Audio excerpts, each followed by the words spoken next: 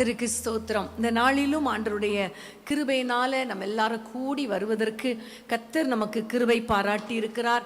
அதற்காக நாம் ஆண்டவருக்கு நன்றி செலுத்த போகிறோம்.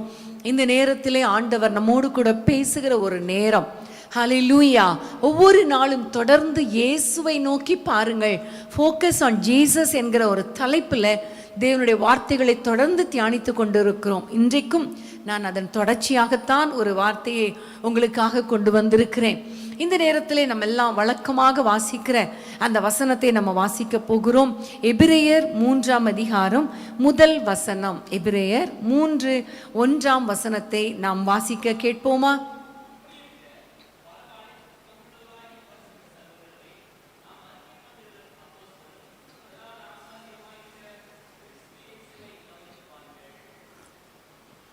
கிறிஸ்து இயேசுவை கவனித்து பாருங்கள். ஆமென். ஹல்லேலூயா.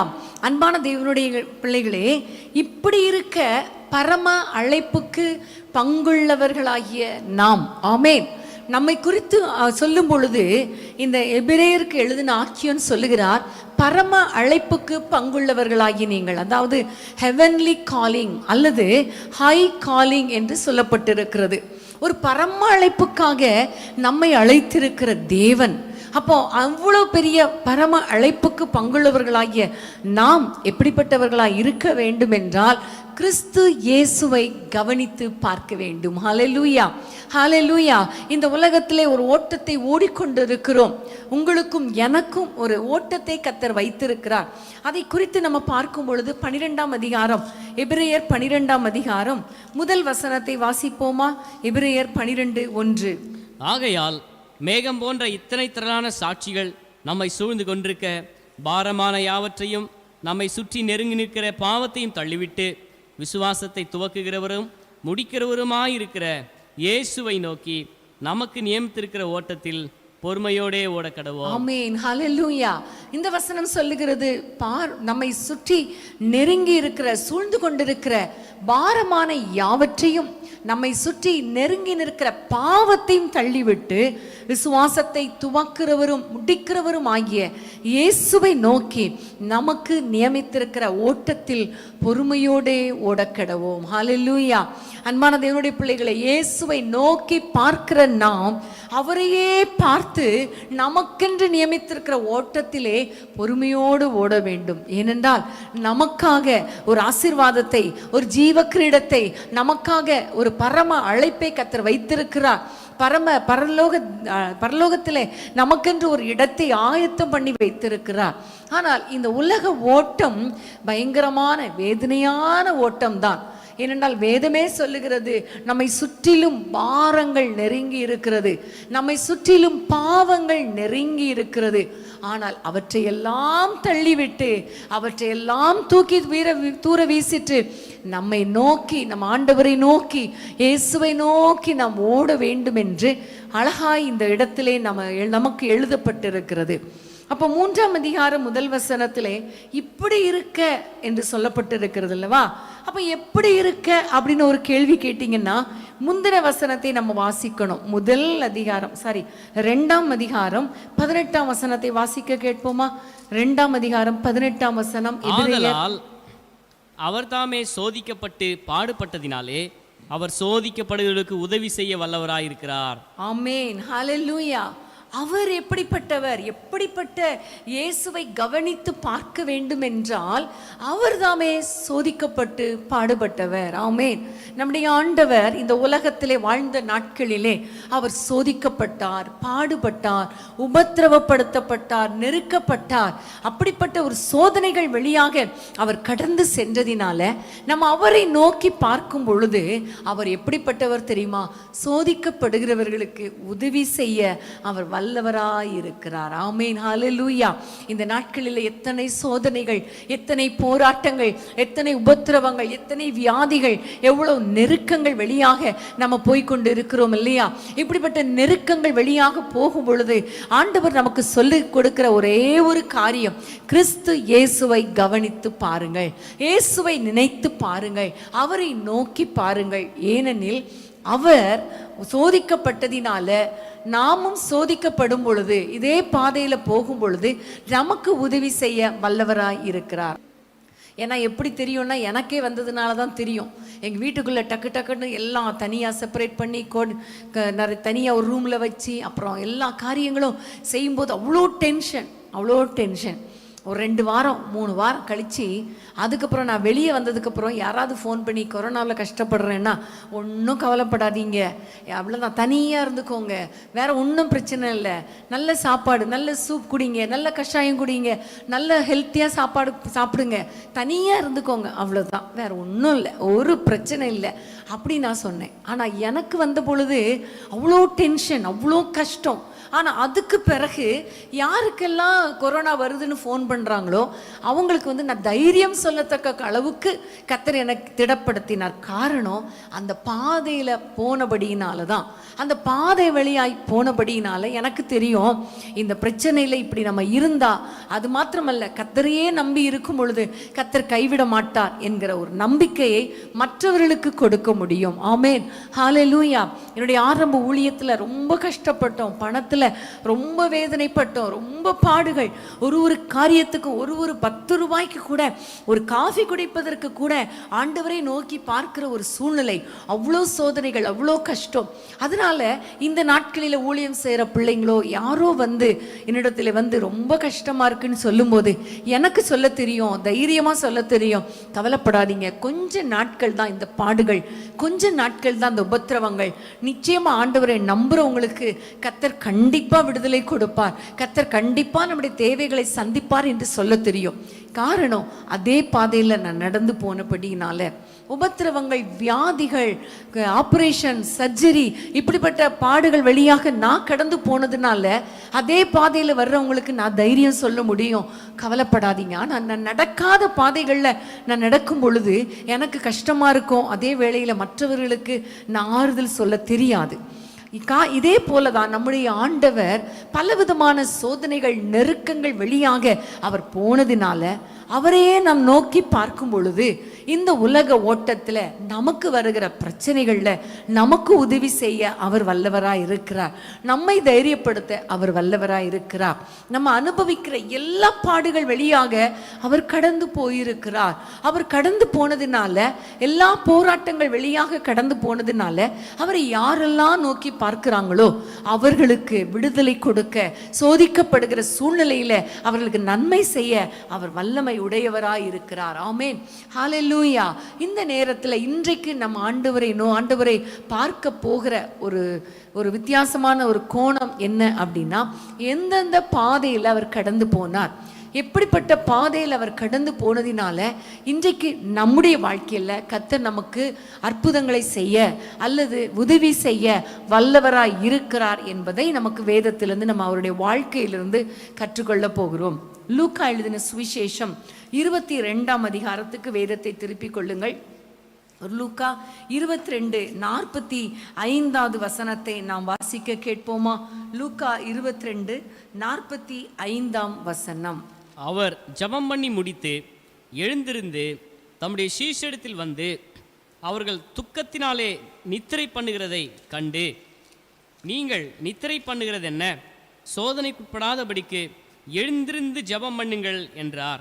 இந்த இடத்திலே நம்ம பார்க்கிறோம், ஆண்டவர் ரொம்ப கடைசி நேரம், அவருடைய கடைசி நேரத்தில் தமக்கு அருமையானவர்களை எல்லாம் கூட்டிட்டு வந்து அவர்களிடத்துல வியாகுலப்பட தொடங்குகிறார்.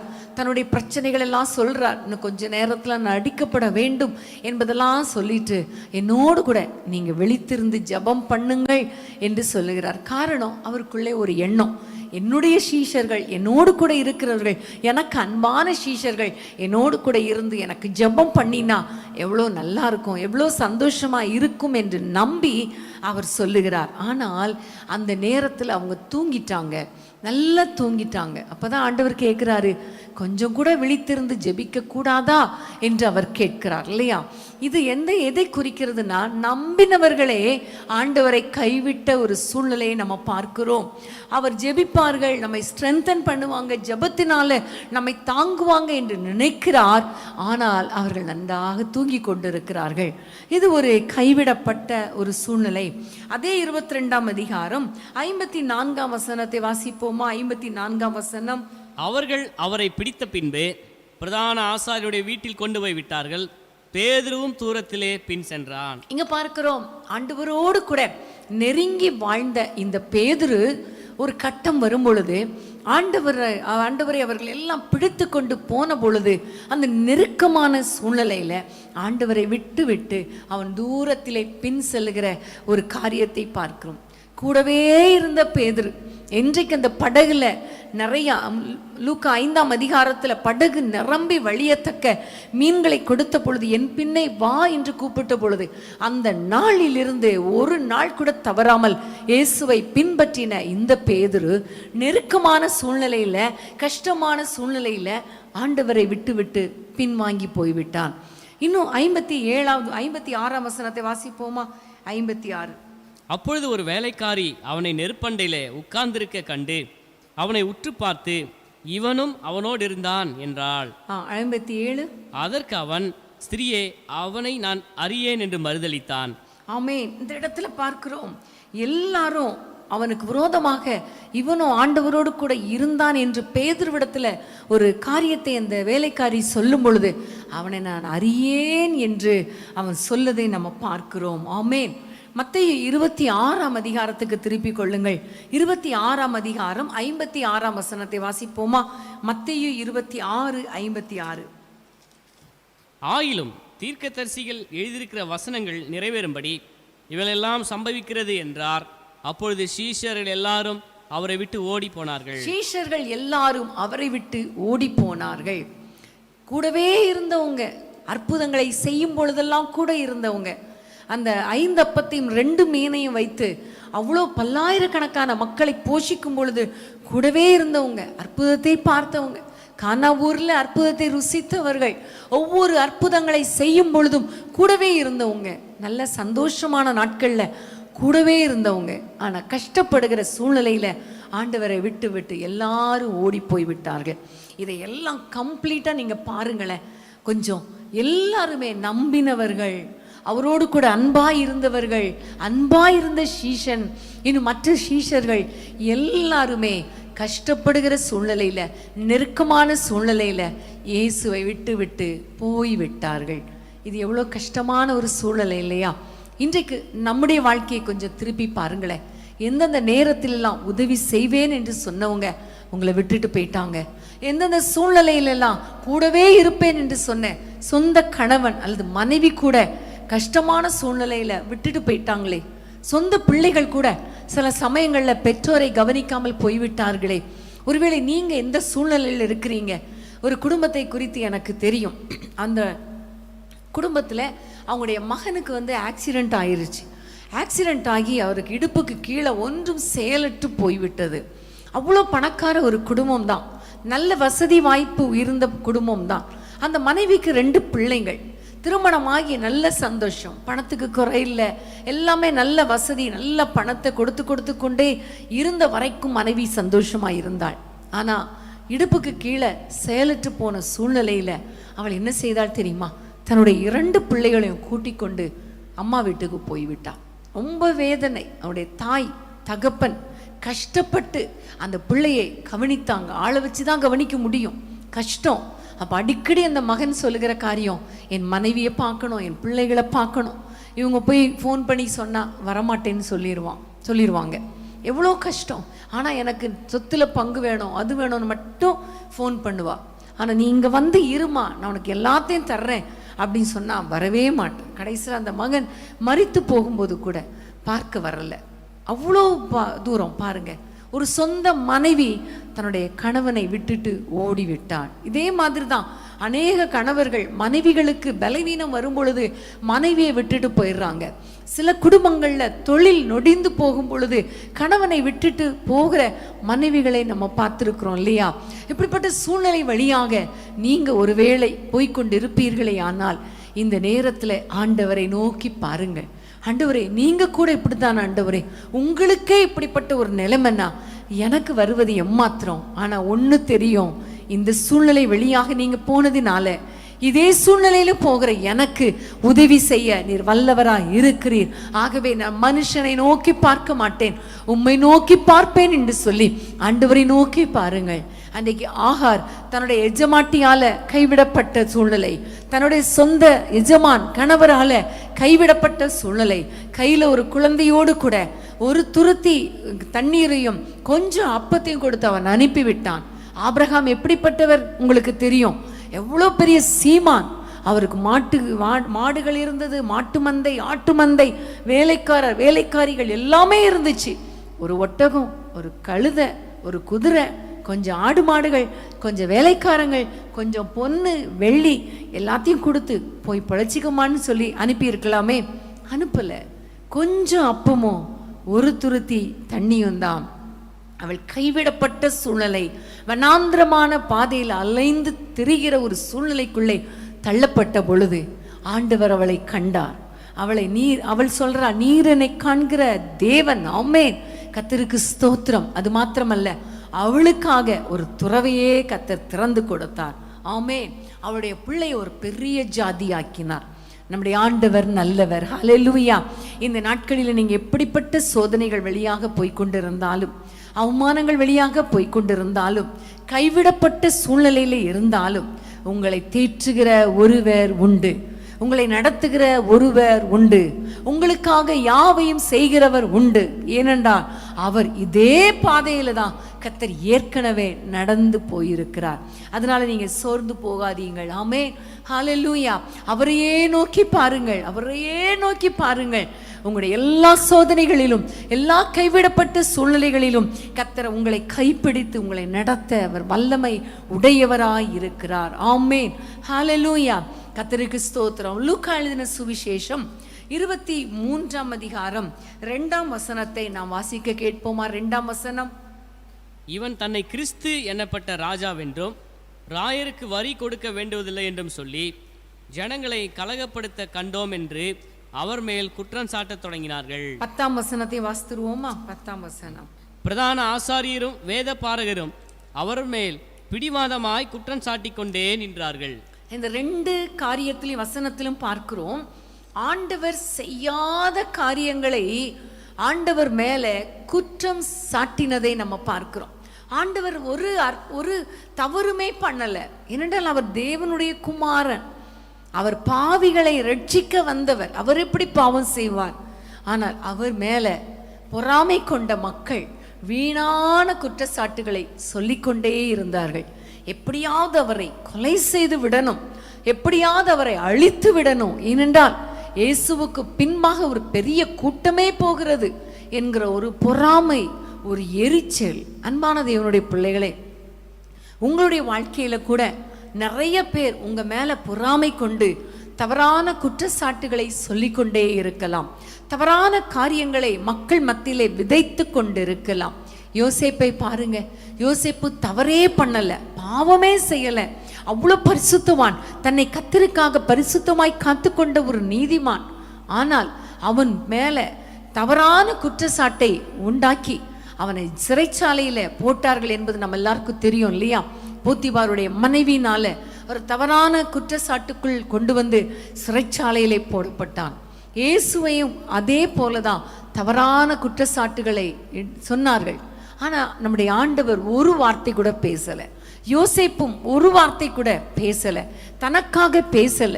அன்பான தேவனுடைய பிள்ளைகளை, ஆண்டவரை கவனித்து பாருங்கள். அவர் தனக்காக பேசினாரா? இல்லை. ஆனா இன்னைக்கு நம்ம என்ன செய்யறோம்? யாராவது ஒரு சின்ன தப்பு நம்ம மேல சொல்லிட்டா கூட அதை எப்படியாவது நம்ம இது பண்ணி வாக்குவாதம் பண்ணி அதை வெளியே தெரியப்படுத்தி அவங்களுக்கு புரிய வைத்து தான் அதுக்கப்புறம் தான் நமக்கு என்ன செய்யுது? தூக்கமே வரும் இல்லையா? அது வரைக்கும் நமக்கு தூக்கமே வராது. ஆனால் ஆண்டவரை கவனித்து பாருங்கள். ஏனென்றால் நம்ம ஒரு பரம அழைப்புக்காக நம்மை அழைத்திருக்கிறபடியினால அவரை போல வாழணும்னா அவருடைய ஸ்பாவங்களை நாம் கற்றுக்கொள்ளணும். அவர் எப்படிப்பட்டவர்? தவறான குற்றச்சாட்டுகள் வரும் பொழுது, அவரை குறித்து தவறாக பேசும் பொழுது ஒரு வார்த்தை கூட சொல்லலை, நான் அப்படி செய்யலைன்னு கூட சொல்லலை. அமைதியாக இருந்தார். எப்படி யோசேப்பு அமைதியாக இருந்ததுனால அந்த சிறைச்சாலைக்குள்ளே போடப்பட்டாலும் ஒரு குறிப்பிட்ட நாள் வந்த பொழுது அவருக்கென்று ஒரு உயர்வை கர்த்தர் ஏற்படுத்தினாரோ, அதே போல உங்கள் வாழ்க்கையில் அநேகர் தவறான குற்றச்சாட்டுகளை சாட்டிக்கொண்டே இருக்கலாம். குடும்பத்தில் உங்களை பற்றி தப்பாக பேசிட்டே இருக்கலாம். உங்களை பற்றி வதந்திகளை பரவ விட்டு கொண்டு இருக்கலாம். நிறைய பேர், எத்தனை பேர் இந்த உலகத்தில் உங்களிடத்துல நல்லா பேசுவாங்க, பின்னாடி போயிட்டு என்ன செய்வாங்க, இவங்களை பற்றி தெரியாதா, இந்த அம்மாவை பற்றி தெரியாதா, இந்த ஐயாவை பற்றி தெரியாதா, அவங்க பிள்ளைங்களை பற்றி தெரியாதா, எத்தனை பேர் பேசுவாங்க தெரியுமா? பேசுவாங்க. ஆனால் அந்த சூழ்நிலைகளை ஒன்னே ஒன்று புரிஞ்சுக்கோங்க, ஏசப்பா இதே பாதையில் போய் இருக்கிறாரே, அவர் சோதிக்கப்பட்டதினால சோதிக்கப்படுகிற எனக்கு, பாடுபடுகிற எனக்கு அவர் இந்த சோதனையில் உதவி செய்ய அவர் வல்லமை உடையவராக இருக்கிறார் என்று நீங்க அவரை நினைத்து கொள்ளுங்கள். ஹல்லேலூயா. சீமேயு கூட அவரை நிந்தித்த பொழுது அவர் அப்படியே அமைதியாக இருந்தார் என்பது நமக்கு தெரியும் இல்லையா? தாவீது ராஜா, உங்களுடைய வாழ்க்கையில் உங்களுக்கு விரோதமாக தவறான குற்றச்சாட்டுகளை சாட்டிக்கொண்டே இருக்கும் பொழுது நீங்கள் ஒரு நாளும் சோர்ந்து போகாதீங்க. இந்த விபரீதங்களை சகித்த கிறிஸ்து இயேசுவை நீங்கள் நினைத்து பாருங்கள், அவரையே நோக்கி பாருங்கள். அவர் உங்களுக்கு சோதிக்கப்படுகிற சூழ்நிலையில் உதவி செய்ய அவர் வல்லமை உடையவராய் இருக்கிறார். ஹல்லேலூயா. கர்த்தருக்கு ஸ்தோத்திரம். மார்க் எழுதின சுவிசேஷம் 15ஆம் அதிகாரத்துக்கு நேராக வேதத்தை நீங்கள் திருப்பிக் கொள்ளுங்கள். மார்க் 15ஆம் அதிகாரம், மார்க் 15 17ஆம் வசனத்திலிருந்து வாசிப்போமா? மார்க் 15 17ஆம் வசனத்திலிருந்து. சிவப்பான மேலங்கியை அவருக்கு உடுத்தி முள்முடியை பின்னி அவருக்கு சூட்டி, யூதருடைய ராஜாவே வாழ்க என்று அவரை வாழ்த்தி, அவரை சிரசில் கோலால் அடித்து அவர் மேல் துப்பி முழங்கால் படியிட்டு அவரை வணங்கினார்கள். அவரை பரியாசம் பண்ணின பின்பு சிவப்பான அங்கியை கழற்றி அவருடைய வஸ்திரங்களை அவருக்கு உடுத்தி அவரை சிலுவையில் அறையும்படி வெளியே கொண்டு போனார்கள். இன்னும் வசனம் வாசிப்போம். அதே அதிகாரம் 29ஆம் வசனம். அந்த வழியாய் நடந்து போகிறவர்கள் தங்கள் தலைகளை துளுக்கி, ஆ ஆ தேவாலயத்தை இடித்து 3 நாளைக்குள்ளே கட்டுகிறவனே, உன்னை நீயே ரட்சித்துக்கொள், சிலுவையில் இருந்து இறங்கி வா என்று அவரை தூஷித்தார்கள். இங்கே பார்க்கிறோம், ஆண்டவரை அவர்கள் சிரசின் மேலே அடித்து அவர் மேலே துப்பி முழங்கால் படியிட்டு அவரை வணங்கினார்கள். அது மாத்திரமல்ல, அவரை பரியாசம் பண்ணினார்கள். எவ்வளவு வேதனை இல்லையா? பரியாசம் பண்ணுகிறது ரொம்ப கஷ்டம். அவன் அடித்து துப்புறதுனால என்ன அர்த்தம் தெரியுமா? என்ன அர்த்தம் உங்களுக்கு தெரியும் இல்லையா? காரி துப்பிட்டு போவாங்க. அநேகரை பார்த்துருக்கிறேன், என்னுடைய வாழ்க்கையில் கூட பார்த்துருக்கிறேன். காரி துப்பிட்டு போவாங்க. அது மாத்திரமல்ல, பரியாசம் பண்ணுறாங்க ஆண்டவரை. ஆண்டவர் அமைதியாக இருக்கிறார். இன்னும் நம்ம பார்க்கும் பொழுது உன்னை நீயே ரட்சித்துக்கொள் என்று சொல்லி ஆண்டவரை பரியாசம் பண்ணுறாங்க, நிந்திக்கிறாங்க. இன்னும் நம்ம வசனத்தை வாசித்தோமே ஆனால் லூக்கா 23ஆம் அதிகாரத்துக்கு திருப்பிக் கொள்ளுங்கள். லூக்கா 23ஆம் அதிகாரம் 39ஆம் வசனம் வாசிக்க கேட்போமா? 39ஆம் வசனம். அன்றியும் சிலுவையில் அறையப்பட்டிருந்த குற்றவாளிகளில் ஒருவன், நீ கிறிஸ்துவானால் உன்னையும் எங்களையும் ரட்சித்துக்கொள் என்று அவரை இகழ்ந்தான். இங்கே பார்க்கிறோம், ஒரு சிலுவையில் அறையப்பட்ட ஒரு குற்றவாளி, ஆண்டவர் பாவமறியாத பரிசுத்தர், அவர் சிலுவையில் அடிக்கப்பட்டார். ஆனால் பாவத்துக்காக, குற்றத்துக்காக சிலுவையில் அடிக்கப்பட்ட ஒரு குற்றவாளி ஆண்டவரை பரியாசம் பண்ணுகிறான், இகழ்கிறான். எவ்வளவு காரியம் இல்லையா? ஒரு நீதிமான் இகழ்ந்தா கூட பரவாயில்ல, ஆனால் அவனே ஒரு பாவி, ஆனால் அவன் ஆண்டவரை இகழ்கிறான். அப்போ அந்த சிச்சுவேஷனை கொஞ்சம் யோசித்து பாருங்களேன். ஆண்டவர் எப்படிப்பட்ட சிச்சுவேஷனுக்குள்ளெல்லாம் போயிருக்கிறார், எவ்வளவு வேதனைகளுக்குள்ள போயிருக்கிறார் என்பதை கொஞ்சம் யோசித்து பாருங்க. இன்னைக்கு நம்ம ஆண்டவர் சிலுவையில் அடிக்கப்பட்டார், ஐயோ முள்முடி சூட்டப்பட்டார், கையில் ஆணி அடித்தாங்க, எவ்வளோ வலிச்சிருக்கோம் அப்படின்னு நம்ம ஈஸியாக சொல்லிட்டு போயிடுறோம். ஆனால் அவருடைய இருதய பாடுகள் எவ்வளோ கஷ்டம். வேதத்தில் கூட சொல்லப்பட்டது, உலக பிரகாரமாக கூட சொல்லுவாங்க, 2 அடி அடிச்சிட்டா கூட அந்த வலி கூட கொஞ்ச நேரத்தில் மறைஞ்சிரும். ஆனால் இருதயத்தை வேதனைப்படுத்துகிற மாதிரி பேசுவாங்க பாருங்க, அந்த வார்த்தை மறக்கவே மறக்காது. அதான் தீயினால் சுட்ட புண் உள்ளாரும் ஆறாதே, நாவினால் சுட்டவடு. அப்போ தீயினால் ஒரு புண்ணு வந்தால் கூட அது கொஞ்ச நாளையில் ஆறி போயிடும். ஆனால் நாவுனால எவ்வளோ வேதனையாக பேசுகிறாங்களே, அந்த வார்த்தை என்னால் பொறுக்க முடியல அப்படின்னு எவ்வளவு நேரம் நம்ம வேதனைப்பட்டிருக்கோம் இல்லையா? எத்தனை பேர் பேசுகிற இகழ்ச்சியான வார்த்தைகள், பரியாசம் பண்ணுகிற வார்த்தைகள், நம்மை துக்கப்படுத்துகிற வார்த்தைகள், நம்மை அவமானமாய் பேசுகிற வார்த்தைகள் எவ்வளவாய் நம்மை வேதனைப்படுத்தி இருக்கும். உங்களுடைய வாழ்க்கையில் கூட நிறைய மனிதர்கள் உங்களை நிந்தித்திருக்கலாம், உங்களை அவமானப்படுத்தி இருக்கலாம். சில சமயங்களில் பிள்ளைகளை வளர்ப்பதை குறித்து கூட அவமானமாய் பேசும் பொழுது எவ்வளோ வேதனையாக இருக்கும் இல்லையா? எவ்வளோ வேதனையாக இருக்கும். ஆனால் அந்த நேரத்தில் நீங்கள் ஒன்றை புரிந்து கொள்ளணும், என்னை குறித்து இன்னைக்கு அவங்கெல்லாம் பேசுகிறாங்க, ஆனால் இதே பாதை வழியாக ஆண்டவரே நீங்கள் கடந்து போனீங்களே, நான் உங்களை நினச்சி அமைதியாக இருக்கிற ஆண்டவரே என்று சொல்லி அமைதியாய் வாழ வேண்டும். ஆமேன், ஹல்லேலூயா. உங்களை நிந்திக்கிறாங்களா, உடனே நானும் நிந்திப்பேன்னு பதிலுக்கு நிந்திக்காதீங்க. உங்களை வேதனைப்படுத்துகிறாங்களா, உங்களை பரியாசப்படுத்துகிறாங்களா, நானும் அப்படிதான் பரியாசம் பண்ணுவேன், அவங்கள பதிலுக்கு பதில் பேசுவேன்னு பேசாதீங்க. அதனால் எந்த ஆசீர்வாதமும் கிடையாது. ஆனால் நம்ம ஆண்டவர் எப்படி இருந்தார் அவரை பாருங்க. ஒன்று, அவரை ஏன் பார்க்கணும்னா அவரை போல மாறணும். இன்னொன்று, ஆண்டவரே இந்த பாதை வழியா நீங்களும் போனீங்களே, நீங்கள் எனக்கு உதவி செய்யுங்கப்பா என்று சொல்லி அவரிடத்துல உதவிக்காக நம்ம கெஞ்சும் பொழுது கர்த்தர் நமக்கு உதவி செய்வார். ஆமென், ஹல்லேலூயா. அன்பான தேவனுடைய பிள்ளைகளே, நம்முடைய ஆண்டவர் எவ்வளவு நிந்திக்கப்பட்டார். இந்த இடத்துல திரும்பவும் நான் சீமேயு குறித்து சொல்ல விரும்புகிறேன். சீமேயு தாவீது ராஜாவை அதிகமாக தூஷித்தான், நிந்தித்தான். பேலியாளின் மகனே என்று சொன்னான், இரத்த பிரியனே என்று சொன்னான். ஆனால் அப்போ தாவீது அமைதியாக இருந்தார். கூட இருந்தவங்க கூட சொல்கிறாங்க, இவ்வளோ நிந்திக்கிறானே, இவனை கொலை செய்யட்டுமா என்று கேட்ட பொழுது தாவீது ராஜா என்ன சொன்னார் தெரியுமா? பரவாயில்ல, இவன் தூஷிக்கட்டும், கர்த்தர் அனுமதி கொடுக்காம யாரும் என்னை தூஷிக்க முடியாது. இன்னைக்கு அவன் தூஷிக்கிற இந்த தூஷணத்தை பார்த்து, இந்த நிந்தனை பார்த்து கர்த்தர் என்னை உயர்த்துவார், என் பிள்ளைகளை உயர்த்துவார், என்னை சிங்காசனத்தில் வைப்பார் என்று சொல்லி அவர் விசுவாச வார்த்தைகளை பேசினார். ஆமென், ஹல்லேலூயா. இன்னைக்கு அன்பான தேவனுடைய பிள்ளைகளே, இன்னைக்கு நீங்க எப்படிப்பட்ட நெருக்கத்தின் வழியா போறீங்க? எப்படிப்பட்ட அவமானத்தின் வழியா நீங்க போறீங்களா? நிந்தனைகள் தூஷணங்கள் வழியா போறீங்களா? உங்களை பார்த்து எல்லாரும் தலையை துலுக்கி துப்பி இவர்கள் எப்படிப்பட்டவங்க தெரியாதா என்று தூஷிக்கிறாங்களா, நிந்திக்கிறாங்களா? நீங்க செய்யாத குற்றத்தை செய்தீர்கள் என்று உங்களை குற்றம் சாட்டுகிறார்களா? இந்த நேரத்தில் கிறிஸ்து இயேசுவை கவனித்து பாருங்கள், இயேசுவை நோக்கி பாருங்கள். அவர் இதே பாதையில தானே போனார். இதே பாதையில போனாலும் அவர் ஒன்றும் வாய் பேசலையே. அதே ஆண்டவர், இதே சோதனை சகித்த ஆண்டவர் இந்த சோதனை வழியாக போகிற உங்களுக்கு உதவி செய்ய வல்லவராயிருக்கிறாரே. சோர்ந்து போகாதீங்க. எந்த அளவுக்கு மனிதரால நம்ம கஷ்டப்படுத்தப்படுறோமோ, வேதனைப்படுத்தப்படுறோமோ, அதே அளவுக்கு தேவன் நமக்கு உதவி செய்ய வல்லவராயிருக்கிறார். ஆமென், ஹல்லேலூயா. நல்லா பேசுறவங்க, தூக்கி வைக்கிறவங்க திடீர்னு கீழே போட்டுருவாங்க. ஆனால் நம்ம ஆண்டவர் அப்படி கிடையாது.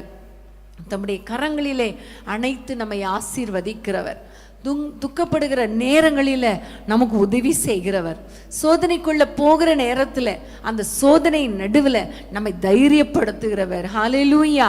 இப்படிப்பட்ட பாடுகள் வழியாக, நெருக்கங்கள் வழியாக, கைவிடப்பட்ட சூழ்நிலையில, நிந்திக்கப்படுகிற சூழ்நிலையில, அவமானங்கள் வழியாக போகும் பொழுது கர்த்தர் நம்மை உயர்த்துகிற தேவனா இருக்கிறார். ஹல்லேலூயா. யார் யார் நம்மை உபத்திரவப்படுத்துகிறாங்களோ அவர்களுக்கு தான் உபத்திரவத்தை கொடுப்பாரே தவிர உபத்திரவப்படுகிற நமக்கு விடுதலை கொடுக்கிறவர், உபத்திரவங்களை அற்பமாய் எண்ணாதவர். மனுஷர்கள் நம்ம படுகிற உபத்திரவங்கள்ல நம்மை அற்பமாய் நினைப்பாங்க, ஆனா நம்முடைய ஆண்டவர் நம்மை அற்பமாய் எண்ணாதவர். ஹல்லேலூயா. கர்த்தருக்கு ஸ்தோத்திரம். நம்முடைய ஆண்டவர் இப்படிப்பட்ட சூழ்நிலையில அவர் என்ன செய்தார் தெரியுமா? அவரை நிந்தித்தவர்கள், அவரை குற்றம் சாட்டினவர்கள், அவர்களை வேதனைப்படுத்தினவர்கள், அவர்களை பார்த்து அவர் சொல்லுகிறார், பிதாவே இவர்களுக்கு மன்னியும், தாங்கள் செய்கிறது இன்னதென்று அறியாதிருக்கிறார்களே. ஆமென். இப்படிப்பட்ட மனப்பக்குவம் நமக்கு வருமா? ஆண்டவரே சொல்லுகிறார், உங்களை நிந்திக்கிறவர்களுக்காக ஜெபம் பண்ணுங்க. பிராக்டிக்கலி பார்த்தா நம்மால ஜெபிக்க முடியாது. உங்களை வேதனைப்படுத்துகிறவர்களை ஆசீர்வதியுங்கள். உங்களை துன்பப்படுத்துகிறவர்களுக்காக, சத்துருக்களுக்காக ஜெபம் பண்ணுங்கள் என்று சொன்னது மாத்திரமல்ல, சிலுவையிலே அதை சொன்னதை செய்து முடித்தார். ஆமென். நம்முடைய வாழ்க்கையில கிறிஸ்துவை நோக்கி பார்க்கிற நாம் அவரை போல வாழணுமே. இந்த நேரத்தில் யார் யார் உங்களை துன்பப்படுத்தினாங்க? அநேகர் கண்ணீரோடு நீங்கள் இருக்கிறீங்க இல்லையா? என்ன கூட அப்படிதானே. என்னுடைய இன்லாஸ் துக்கப்படுத்துகிறாங்க, என்னுடைய கணவர் வீட்டில் என்னை வேதனைப்படுத்துகிறாங்க, என்னுடைய மனைவியால் நான் நிந்திக்கப்படுகிறேன், என்னுடைய உபத்திரவப்படுத்தப்படுகிறேன் என்று யாரெல்லாம் நீங்கள் யோசித்து கண்ணீரோடு ஜெபித்து கொண்டு இருக்கிறீங்க. இந்த செய்தியை எனக்கு தான் கர்த்தர் பேசுகிறார் என்று நீங்கள் யோசித்து கொண்டிருக்கிறீர்கள் அல்லவா? வேலை ஸ்தலத்தில் எத்தனை தவறான குற்றச்சாட்டுகள், வேலை ஸ்தலத்தில் எவ்வளவு நிந்தையான பார்வையே நமக்கு எவ்வளோ கஷ்டமாக இருக்குல்ல. சில சமயங்களில் அப்படி பார்க்குற பார்வையே நம்மளை அப்படி கூனி குறுகி போகிற அளவுக்கு மாற்றி விடுகிறது. அதே சூழ்நிலையில் நீங்கள் இருக்கிறீங்க இல்லையா? நீங்கள் அவங்கள ஆசீர்வதித்து ஜெபம் பண்ணுங்க. அப்பா, அவர்களை ஆசீர்வதிங்க. ஒருவேளை நம்மளை நிந்திக்கிறவங்க இன்னைக்கு வாழ்ந்து சுகமாக இருக்கலாம், நல்ல நிலைமையில் இருக்கலாம். ஆனால் ஒன்று நிச்சயம், நம்மை ஆசீர்வதிக்க நம் ஆண்டவர் காத்து கொண்டு இருக்கிறார். இந்த நிந்தைகள் வெளியா போகிறோமே, நம்மை தைரியப்படுத்துகிறவர் மாத்திரமல்ல, நம்மை அரவணைக்கிறவர் மாத்திரமல்ல, நமக்கு உதவி செய்கிறவர் மாத்திரமல்ல, நம்மை உயர்த்துகிற தேவன் நம்மோடு கூட இருக்கிறார். ஆமென். இந்த பாதையில் போகிற நம்ம ஆண்டவரை நோக்கி அவர்களுக்காக, நிந்திக்கிறவர்களுக்காக, உபத்திரவப்படுத்துகிறவர்களுக்காக கரங்களை உயர்த்தி அவர்களை ஆசீர்வதித்து ஜெபிக்கும் பொழுது அந்த ஜெபத்தை கர்த்தர் பார்க்கிறார். யோபுடைய வாழ்க்கையில யோபு தன்னுடைய சிநேகிதற்காக ஜெபம் பண்ணினான். அவனுடைய சிறையிருப்பை கர்த்தர் மாற்றி அவன் இழந்த எல்லாவற்றையும் ரெண்டத்தனையாய் கொடுத்தார் என்று நம்ம பார்க்கிறோம். அவன் சிநேகிதர்கள், நண்பர்கள் என்று சொல்லப்பட்டிருக்கும். ஆனால் அந்த நண்பர்கள் எப்படிப்பட்டவர்கள் உங்களுக்கு தெரியும் இல்லையா? எப்படிப்பட்ட நண்பர்கள்? நீங்கள் ஏதாவது பாவம் செஞ்சிருப்ப யோபு, அதனால தான் உனக்கு இந்த பாடு, நீ உத்தமனாய் இரு, ஆண்டவரோடு சமாதானமாய் வாழு, நீ என்னென்ன தப்பு பண்ணியோ அதெல்லாம் மன்னிப்பு கேளு, ஆண்டவர் ஏன் இப்படி உனக்கு இப்படி ஒரு அனுமதித்திருக்கிறார் என்று நிந்தித்த நண்பர்கள் ஆமீன் வந்து உட்கார்ந்து சில நாட்களாக பேசிக்கிட்டே இருக்கிறாங்க. ஒருத்தர் மாற்றி ஒருத்தர் பேசிக்கிட்டே இருக்காங்க. ஒவ்வொருவர் பேசுகிற வார்த்தைகளையும் அந்த ஏற்கனவே, அதாவது எரிகிற நெருப்புல எண்ணெய் ஊத்துறது மாதிரி, ஏற்கனவே சரீரத்தில் வேதனை, ஏற்கனவே பிள்ளைகளை இழந்த நிலைமை, அப்படிப்பட்ட சூழ்நிலையில கஷ்டத்தின் மேல கஷ்டம் வருகிற அளவுக்கு இவர்கள் பேசின நிந்தையான வார்த்தைகள். ஆனால் அந்த சூழ்நிலையில அவர்களை ஆசீர்வதித்து ஜெபித்த பொழுது, யோபு அவர்களை கரங்களை உயர்த்தி ஆசீர்வதித்த பொழுது கர்த்தர் யோபுடைய சிறையிருப்பை மாற்றினார். ஆமென். அவர் இழந்த எல்லாவற்றையும் திரும்ப ரெண்டத்தனையாய் கொடுத்தார். அப்போ அதே தேவன் இன்றைக்கு ஜீவிக்கிறாரே. சோதனை வெளியாக போகிற நாம் அவரை பார்த்து அவர் எப்படி அவர்களை மன்னியும் என்று பிதாவிடத்தில் விண்ணப்பம் பண்ணினாரோ, அப்படி நாம் விண்ணப்பம் பண்ணும் பொழுது அந்த சோதனையில், அதே சோதனை வழியாக நிந்தைகள், அவமானங்கள், பாடுகள் வெளியாக கடந்து செல்கிற நம்மை அவர் உயிர்ப்பிக்க மாட்டாரா? நம்மை அவர் ஆறுதல் படுத்த மாட்டாரா? நம்மை அவர் உயர்த்த மாட்டாரா? நிச்சயமாகவே அற்புதங்களை செய்வார். ஹல்லேலூயா. காரணம், அவர் சோதிக்கப்படுகிறவர்களுக்கு உதவி செய்ய வல்லவராய் இருக்கிறார். ஆமென். திராணிக்கு மேலாக நம்ம சோதிக்கப்பட அவர் விடவே மாட்டார். ஒரு எக்ஸ்டென்ட் வரைக்கும் தான் அவர் நம்மை சோதிக்கப்படும்படி அனுமதிப்பார். அதுக்கு பிறகு அவர் இறங்கி வந்து நம்மை ஆசீர்வதிப்பார். ஹல்லேலூயா. கர்த்தருக்கு ஸ்தோத்திரம். மத்தேயு 27 அதிகாரம் 26 வசனத்தை நம்ம வாசிக்க கேட்போமா? மத்தேயு 27 அதிகாரம் 26 வசனம். அப்பொழுது அவன் பரபாசை அவர்களுக்கு விடுதலையாக்கி இயேசுவையோ வாரினால் அடிப்பித்து சிலுவையில் அறையும்படிக்கு ஒப்பு கொடுத்தான். ஆமென். ஹல்லேலூயா. இங்க பார்க்கிறோம், ஆண்டவருடைய சரீரத்திலே பாடுகளை அனுபவிக்கிறார். இதுவரைக்கும் பார்க்கும் பொழுது இருதயத்திலே பாடு, வேதனை, இருதயத்துக்குள்ள ரொம்ப கஷ்டம், கைவிடப்பட்ட சூழ்நிலை, அதுவும் மற்ற மனுஷர்களால் அல்ல, நெருங்கினவர்களால, நம்பினவர்களால, நேசித்தவர்களால கைவிடப்பட்ட சூழ்நிலை, தவறான குற்றச்சாட்டுகள். அதாவது சரியான குற்றச்சாட்டு பண்ணால் கொஞ்சம் அமைதியாக நம்ம இருப்போம், சாரின்னு கேட்டு போயிடும். ஆனால் தவறான குற்றச்சாட்டு வந்துச்சுன்னா இருதயம் ரொம்ப வேதனைப்படும் இல்லையா?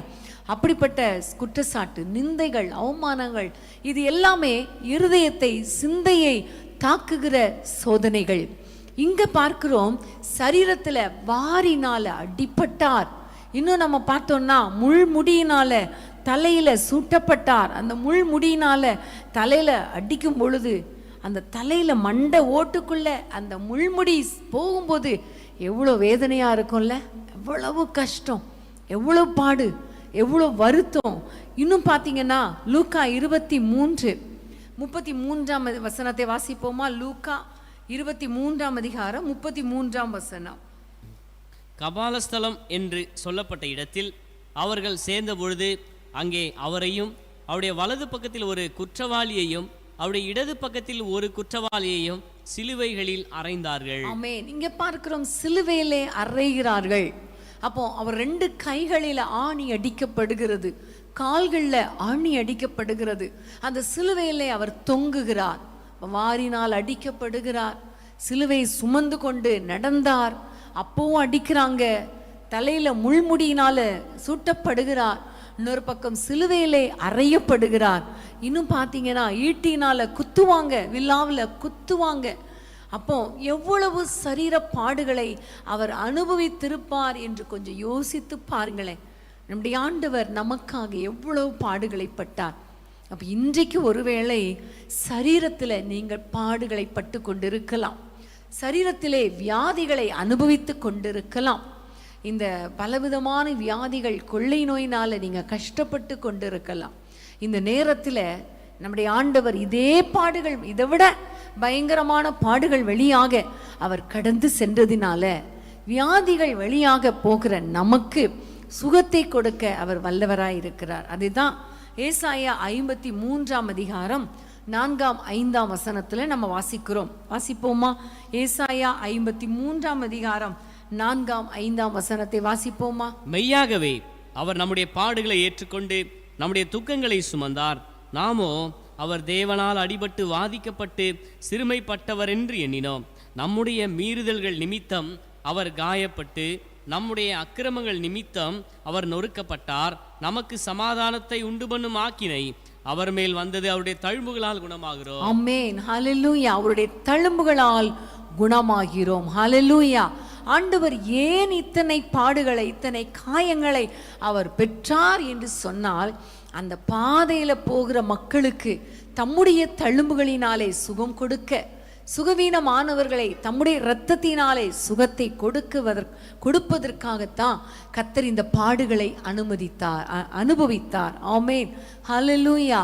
நம்முடைய வாழ்க்கையில பலவிதமான சரீர பாடுகள் வழியாக நீங்க ஒருவேளை போய்கொண்டு இருப்பீர்களே, ஆனால் இந்த வியாதிகள், கஷ்டங்கள், வருத்தங்கள், துக்கங்கள் இவற்றின் வழியாக நீங்கள் போய்கொண்டு இருப்பீர்களே, ஆனால் ஒன்றை நீங்கள் மறந்து போகாதீங்க. இதே பாடுகள், இதை விட கொடூரமான பாடுகள், சரீர வேதனைகளை சகித்த ஆண்டவரை நோக்கி பார்க்கிறேன். அந்த பாதையில போன அவர் எனக்கும் உதவி செய்ய வல்லவர். அந்த தழும்புகளினால நான் சுகமாகிறேன்.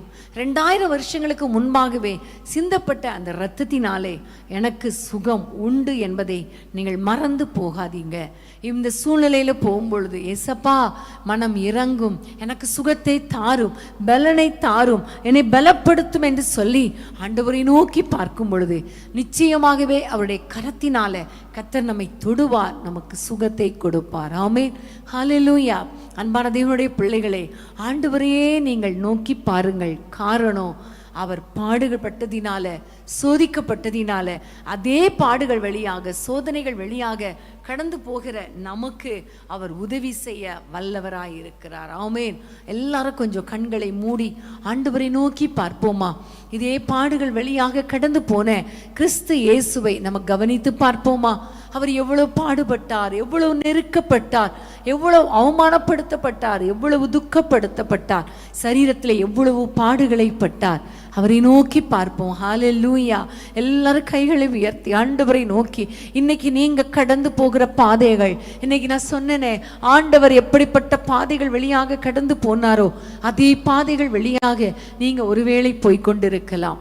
எல்லா பாடுகள் வழியாக இல்லைனாலும் ஏதோ ஒரு பாடு வழியா எல்லாரும் போய்கொண்டிருக்கலாம். இன்னைக்கு ஆண்டவரை பார்த்து சொல்லுங்க, அப்பா, நெருக்கப்பட்ட சூழ்நிலை, கைவிடப்பட்ட சூழ்நிலை, சொந்த குடும்பத்தினரால கைவிடப்பட்ட சூழ்நிலையில உண்மையிலே இருக்கிறேன், ஆண்டவரே எனக்கு மனம் இறங்குங்கன்னு சொல்லுங்க. மனுஷரை நோக்கி பார்க்க மாட்டேன்ப்பா, உங்களை நோக்கி பார்க்கிறேன் என்று சொல்லுங்க. ஆண்டவரே உமக்கு ஸ்தோத்திரம், உமக்கு ஸ்தோத்திரம். ஆண்டவரே, உங்க மேலையும் தவறான குற்றச்சாட்டுகளை சொன்னாங்களே அப்பா, தவறான காரியங்களை உங்க மேல சுமத்தினாங்களே, நீங்க அமைதியாய் பொறுமையாய் சகித்தீரப்பா. காரணம் என்ன? இதே பாதையில போற எனக்கு விடுதலை கொடுக்கும்படியாகத்தானே, என்னை தைரியப்படுத்தும்படியாகத்தானே என்று ஆண்டவரை நோக்கி பாருங்க. உங்க மேல தவறான குற்றச்சாட்டுகள் வந்திருக்கிறதா? வேலை ஸ்தலத்திலோ, குடும்பத்திலோ, சபையிலோ, ஊழியத்திலோ உங்க மேல தவறான குற்றச்சாட்டு வந்தா ஆண்டவரை பார்த்து சொல்லுங்க, அப்பா இதே பாதை வழியா நீங்க போனீங்களே, எனக்கு விடுதலை தாங்கப்பா, எனக்கு தைரியப்படுத்துங்கப்பா, என்னை ஆசீர்வதிங்கப்பான்னு சொல்லி கெஞ்சி கேளுங்க. அவரை நோக்கி பாருங்க, ஃபோக்கஸ் பண்ணுங்க. இதே பாதையில போன இயேசுவை நோக்கி பாருங்க. அது மாத்திரமல்ல, நிந்திக்கப்பட்டாரே, அவமானப்படுத்தப்பட்டாரே, துப்பப்பட்டாரே, எவ்வளவு வேதனை, எவ்வளவு பரியாசம், எவ்வளவு பரியாசம்.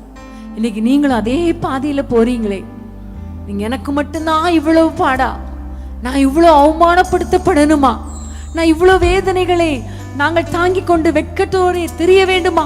சொந்த மனைவியால, சொந்த பிள்ளைகளால, சொந்த குடும்பத்தினால அவமானப்படுத்தப்பட்டு, வெட்கப்படுத்தப்பட்டு, நிந்திக்கப்பட்டு வேதனையோடு கூட இருக்கிறேனே என்று கவலையோடு கூட இருக்கிறீங்களா?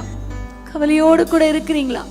இதே பாதை வழியாக போன இயேசுவை நோக்கி பாருங்க, இயேசுவை நோக்கி பாருங்க.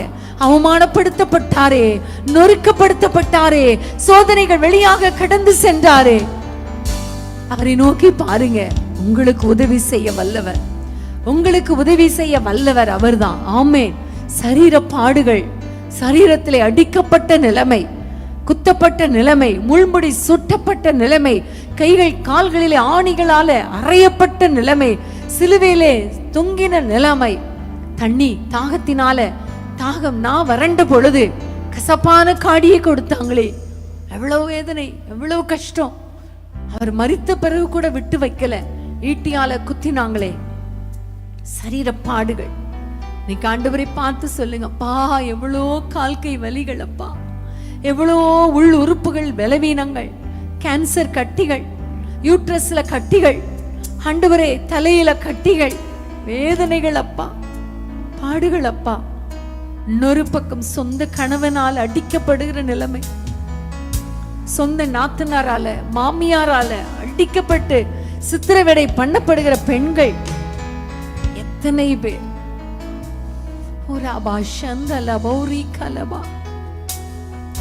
தவறான உறவுகளிலே சிக்கி இருக்கிற கணவன் அல்லது மனைவியினால வேதனைப்படுகிற பிள்ளைகள், கணவன் மனைவி, எவ்வளவு அவமானங்கள், எவ்வளவு பாடுகள். பணம் இல்லாததுனால, கடன் பிரச்சனையினால, கடன்காரங்களிடத்திலே அவமானப்பட்டு, நிந்திக்கப்பட்டு, தலைகுனிகிற ஒரு சூழ்நிலையோடு கூட இருக்கிறீங்களா? தரித்திரத்துல, அவமானத்துல இருக்கிறீங்களா? இதே பாதையில கர்த்தர் போனாரே, நாம் ஐஸ்வர்யவான்களாய் மாறும்படிக்கு அவர் சிலுவையிலே தரித்திரரானாரே, சிலுவையிலே தரித்திரரானாரே. அப்பாவை பார்த்து சொல்லுங்க, அப்பா உங்களை நோக்கி பார்க்கிற ஆண்டவரே, சிலுவை சுமந்தவரை உம்மை நோக்கி நாங்கள் பார்க்கிறோம் அப்பா. ஏளனமான வார்த்தைகள் அப்பா, வேதனைப்படுத்துகிற சூழ்நிலை, நிந்திக்கப்படுகிற சூழ்நிலை, அவமானப்படுத்தப்படுகிற சூழ்நிலை, இந்த சூழ்நிலையில் உம்மை நோக்கி பார்க்கிறேன், உம்மை நோக்கி பார்க்கிறேன். ஹல்லேலூயா. ஆண்டவரை நோக்கி பாருங்க, உங்களுடைய கண்ணீரை ஆண்டவரிடத்துல சிந்துங்க. அப்பா எங்களுக்கு இறங்குங்கன்னு சொல்லுங்க. எல்லாரும் ஆண்டவரை நோக்கி பாடுவோமா? ஒரு பாடலை பாடுவோமா? போராட்டம் வந்தும் நீதியின் தேவன் தாங்கினாரே, நிந்தனைகள் போராட்டம் வந்தும் நீதியின் தேவன் தாங்கினாரே, நேசக்கோடி என்மேல் பறக்க நேசருமக்காய் ஜீவித்திடுவே, நேசக்கோடி என்மேல் பறக்க நேசருமக்காய் ஜீவித்திடுவே. நம்புவேன்னு சொல்லுங்க அம்மா. எல்லா சூழ்நிலைகளை உங்களை நோக்கி பார்க்கிறோம், உங்களை நம்புகிறோம் அப்பா. இதே சோதனைகள் வழியாக கடந்து சென்றவரே, இயேசுவை நம்புவேன். இயேசுவை அத்திமரம் துளிர் விழாமல் ஆட்டு மந்தை முதலற்றாலும் அத்திமரம் துளிர் விழாமல் ஆட்டு மந்தை முதலற்றாலும் கர்த்தருக்கு காத்திருப்பட்டு போவதில்லை. கர்த்தருக்கு காத்திருக்கிற நாங்கள் வெட்கப்பட்டு போவதில்லை அப்பா, போவதில்லை. நம்புவேன் இயேசுவை, நம்புவேன் இயேசுவை, நம்புவேன் இயேசுவை, நம்புவேன் இயேசுவை. ஹல்லேலூயா, ஹல்லேலூயா. அப்பா உமக்கு ஸ்தோத்திரம் அப்பா. ஆண்டவரே, உம்முடைய பிள்ளைகள் எந்தெந்த நெருக்கத்தின் வழியாக, அவமானங்கள் வழியாக, பரியாசங்கள் வழியாக, நிந்தைகள் வழியாக போய்கொண்டிருக்கிறார்கள் என்பது உங்களுக்கு தெரியும் அப்பா. அப்பா, உம்மை நோக்கி பார்த்த ஒருவரும் வெட்கப்பட்டு போனதில்லை அப்பா. உமக்கு காத்திருக்கிற ஒருவரும் வெட்கப்பட்டு போவதில்லை அப்பா. இந்த நேரத்திலே கர்த்தாவே, உம்முடைய பிள்ளைகளோடு கூட நீங்க பேசுனீங்க அப்பா. யார் யாரெல்லாம் ஆண்டவரே இந்த பாதை வழியாய் போகிறாங்களோ, சோதிக்கப்படுகிறாங்களோ, அவர்களுக்கு உதவி செய்ய நீர் வல்லவர் என்பதை, ஆண்டவரே நான் கூட இருக்கிறேன் என்பதை அப்பா நீர் எங்களோடு கூட வசனங்கள் மூலமாய் எங்களோடு கூட பேசினீர் அப்பா. உமக்கு ஸ்தோத்திரம் ஆண்டவரே. சரீர பாடுகள் வழியாக போகிற பிள்ளைகளுக்கு ஒரு புதிய பலனை கொடுப்பீராக. உபத்திரவங்கள் மாறுவதாக, வியாதிகள் மாறுவதாக, போராட்டங்கள் மாறுவதாக அப்பா. மனதளவுல பாதிக்கப்பட்ட பிள்ளைகள், ஆண்டவரை சிறுமைப்படுத்தப்பட்ட பிள்ளைகள், நிந்திக்கப்பட்ட பிள்ளைகள், குடும்பத்திலே ஆண்டவரை குட்டப்பட்ட பிள்ளைகள், இயேசுவின் நாமத்தில் தலை நிமிர்ந்து வாழும்படி உம்முடைய பிள்ளைகளை ஆசீர்வதிப்பீராக. உம்முடைய பிள்ளைகளை ஆசீர்வதிப்பீராக. சத்துருக்களால, ஆண்டவரை குடும்பத்தினரால, வேலை ஸ்தலத்திலே எந்த அளவுக்கு கஷ்டப்படுத்தப்பட்டார்களோ அதே அளவுக்கு உம்முடைய பிள்ளைகளை உயர்த்துவீராக. வெட்கப்படுத்த சகல இடங்களிலும் ஆண்டவரே அவர்களை உயர்த்துவீராக நாங்கள் ஜெபிக்கிறோம். சோதிக்கப்பட்ட சகல இடங்களிலும் உம்முடைய பிள்ளைகளுக்கு உதவி செய்து அவர்களை உயர்த்துவீராக ராஜா. ஹல்லேலூயா. எந்தெந்த பகுதியில உம்முடைய பிள்ளைகள் வேதனைப்படுத்தப்பட்டார்களோ அந்தந்த இடங்களில உம்முடைய பிள்ளைகளை உயர்த்தி ஆசீர்வதிப்பீராக. உம்முடைய பிள்ளைகளை ஆசீர்வதிப்பீராக, தைரியப்படுத்துவீராக. எந்தெந்த சோதனைகள் வெளியாக கடந்து செல்கிறார்களோ அந்த சோதனைகளிலே ஆண்டவரே அவர்களுக்கு உதவி செய்வது மாத்திரமல்ல, அவர்கள் தைரியப்படுத்துவது மாத்திரமல்ல, சோதனையை தாண்டி செல்ல, தப்பிக்கொள்ள கர்த்தர் அவர்களுக்கு ஒரு போக்கை உண்டு பண்ணுவீராக. திராணிக்கு மேலாக சோதிக்கப்பட விடமாட்டீர் அப்பா. ஆகவே நம்முடைய பிள்ளைகளுக்கு இறங்குவீராக, இன்றைக்கு இறங்குவீராக. போதும் கர்த்தாவே, பட்ட பாடுகள் போதும் கர்த்தாவே. நம்முடைய பிள்ளைகளை உயர்த்துவீராக. உம்முடைய கிருபைக்கு ஒப்பு கொடுக்கிறோம். ஒவ்வொரு குடும்பங்களையும் ஆசீர்வதியும், நன்மையும் கிருபையும் தொடர்வதாக. இயேசுவின் நாமத்தில் ஜெபிக்கிறோம் பிதாவே. ஆமென், ஆமென்.